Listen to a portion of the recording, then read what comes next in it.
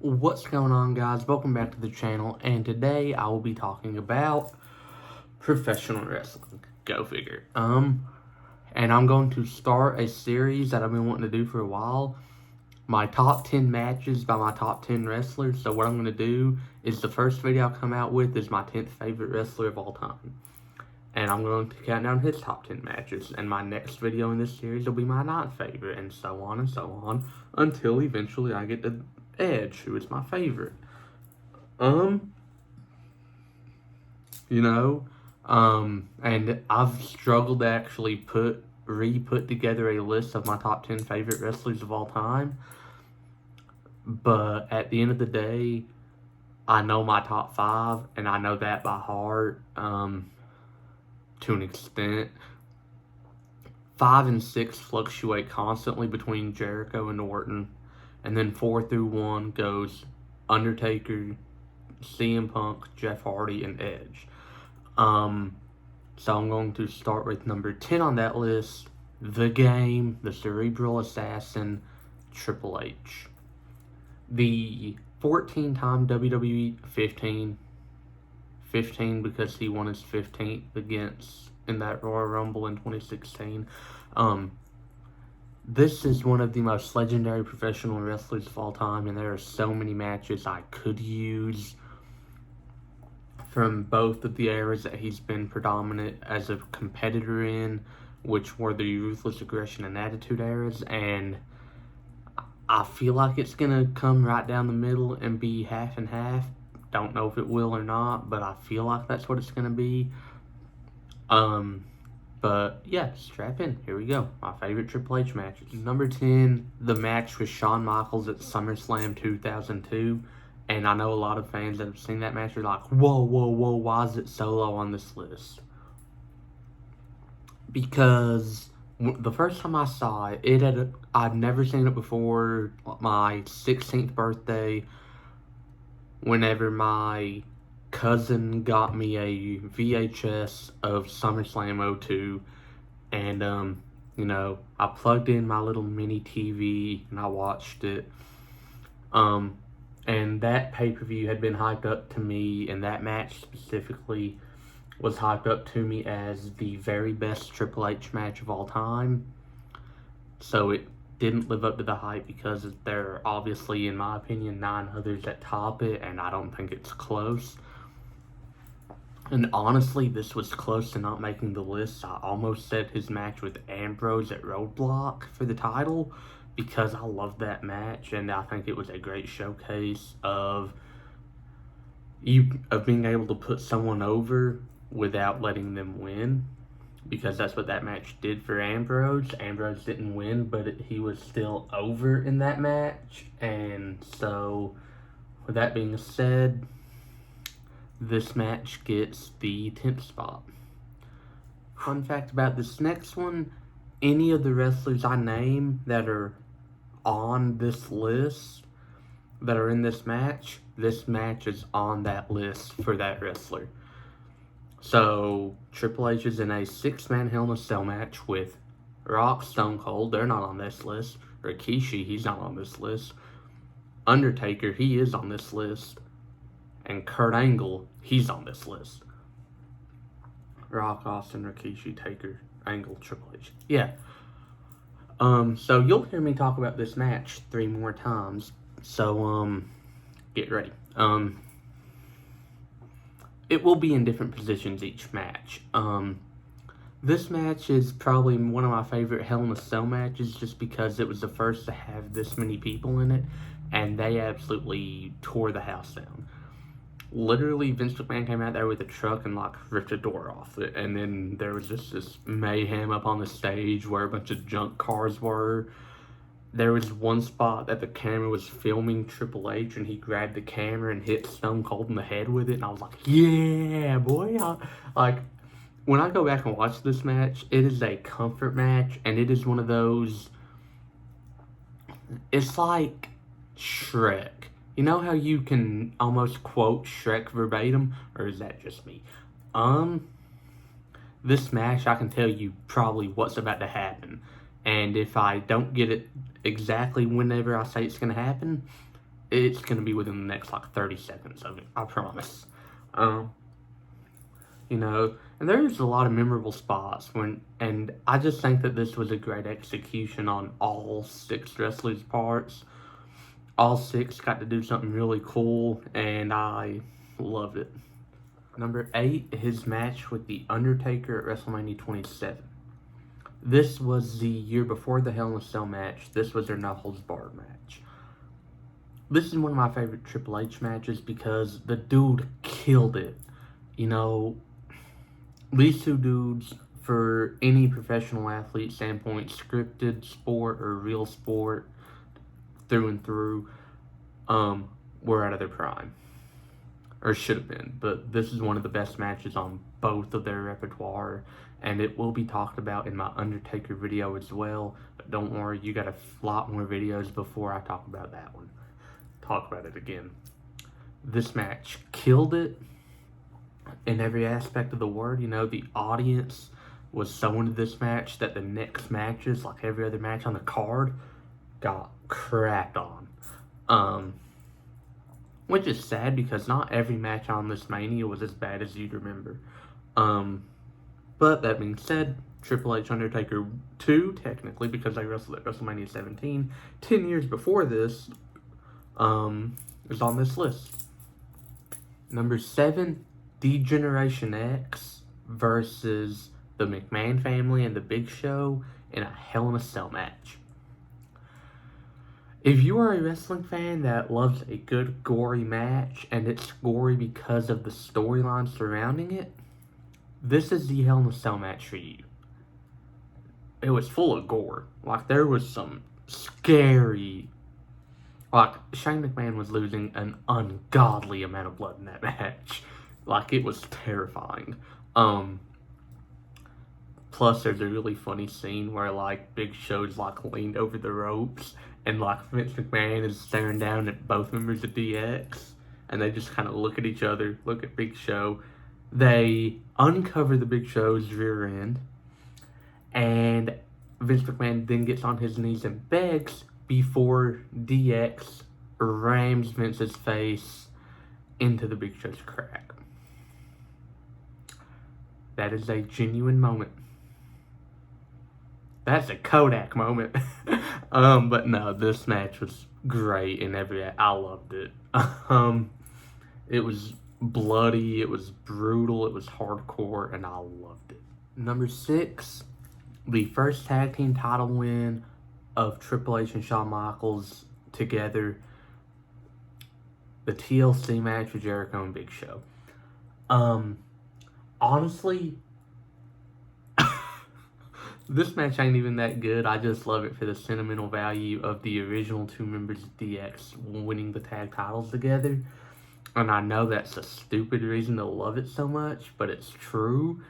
And when I say it's not that good, I mean it's not a 5-star barn burner. It's not even a 4-star, but it is definitely 3.5 at least. I genuinely love... Jaylen Brown for 3. Sorry. I was distracted. But this match was just... It was a great moment for DX fans. And I mean the OG Triple H and Shawn Michaels. Because they'd never won the tag titles together until this match. And that is a beautiful, beautiful thing that they never played up in the match, but they should have. I love this match, and it is definitely worthy of a top 10 spot. Number 5, Triple H and Shawn Michaels, Hell in a Cell, Bad Blood, 2004. This match was 42.5 minutes of Triple H and Shawn Michaels bludgeoning each other inside that cell. That's literally all it was. But I'm cool with it. I'm beyond cool with it. It was a great match. And the best friends, bitter enemies storyline was 2 years old and had already proven time and time again. Derek White for 3rd. Dang, that was bad. But this match proved time and time again this feud proved time and time again that they have excellent chemistry. And, you know, they've been proving that for years, that they can wrestle and no one will ever get tired of it. And they did. It was a great match, and I loved it. Number 5, Cactus Jack, Hell in a Cell, No Way Out 2000. If you don't know the match I'm talking about, I feel bad for you. You missed out on a banger of a match. Bro, these two killed it. This is probably a top tier Hell in a Cell match for me, just because it had a good storyline.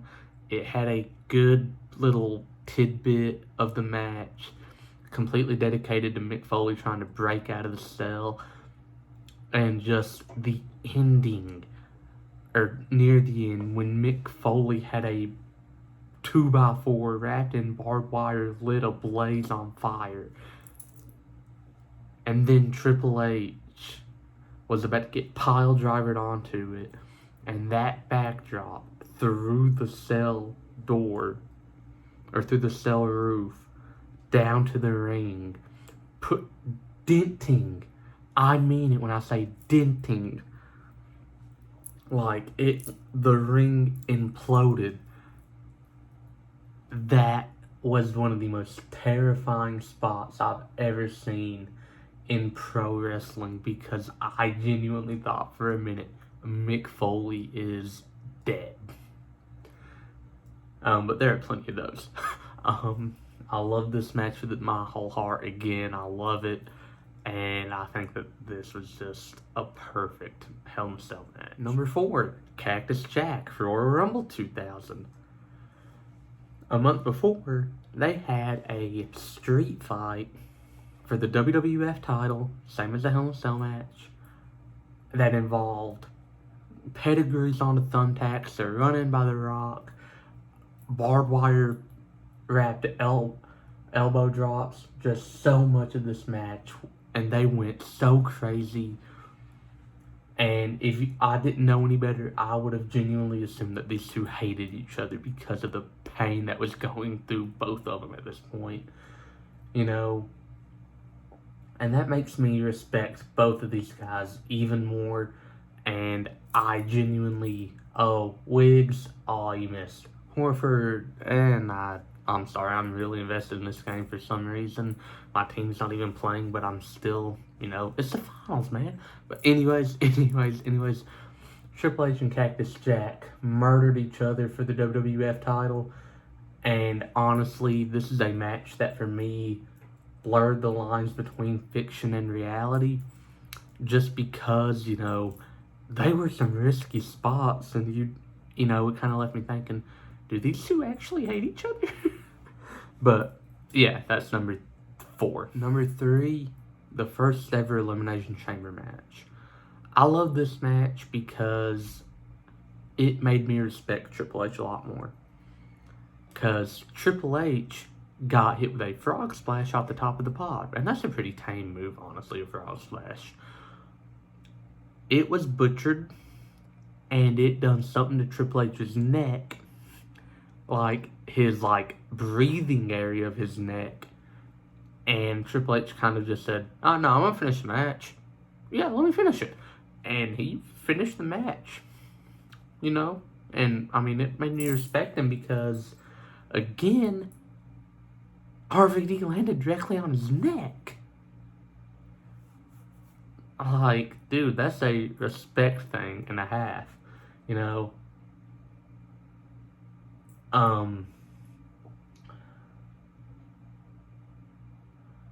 They killed it in this match, all 6 men. Triple H, Shawn, Kane, Booker, Jericho, Van Dam, all killed it. And I love this match. I love it, man. Number 2, 3 Stages of Hell match with Shawn Michaels at Armageddon 02. This match was off the rails, bro. If you don't know what a 3 Stages of Hell match is, it's a 2 out of 3 falls match, but every fall is a different stipulation. And they usually always go to a 3rd fall, and the 3rd fall in this was a TLC match. And this is where Triple H would win one of many world titles. And I genuinely love this match for the passion that both men had. And it's a scripted sport, but championships are still relevant. Like how many you win in your career, they're still relevant. And these two made it look like they would give anything to win the title. And that's how championship matches should look. I absolutely love this match. I don't know anyone who doesn't like this match that's seen it. And I'll never not love this match. It's not a comfort match of mine, but when I'm on a Triple H kick, it's one of the first matches I'll go to. I've not been on a Triple H kick in a minute, though. But that's number 2. Number 1, not just the best matches of Triple H's career, but the greatest, and I mean the best ever, Hell in a Cell match of all time. Triple H and The Undertaker in the end of an era at WrestleMania 28 tore the roof down. They decimated each other, bro. From just all the pain and agony that they were putting each other through to the whole story of Undertaker thinks he lost at WrestleMania 27 because he didn't leave the arena under his own power. I don't know if that was a part of the storyline they just added, or if it was long-term booking from WrestleMania 27 done perfectly. But I don't think there's ever been a better Hell in a Cell match than this. I think that these two absolutely killed it. They killed each other for sure.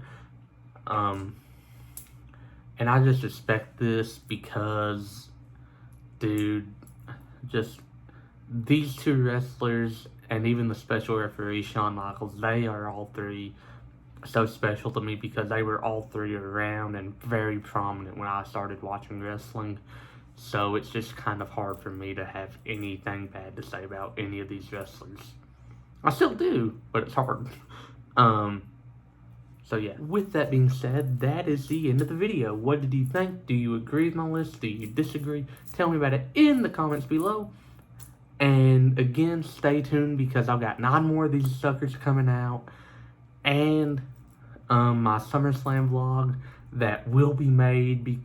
I will promise you right now, it will not be a Jesser vlog. It will not be one of those crazy vlogs that he does when he goes to a finals game where he gets to go on the court, dap up players and all that.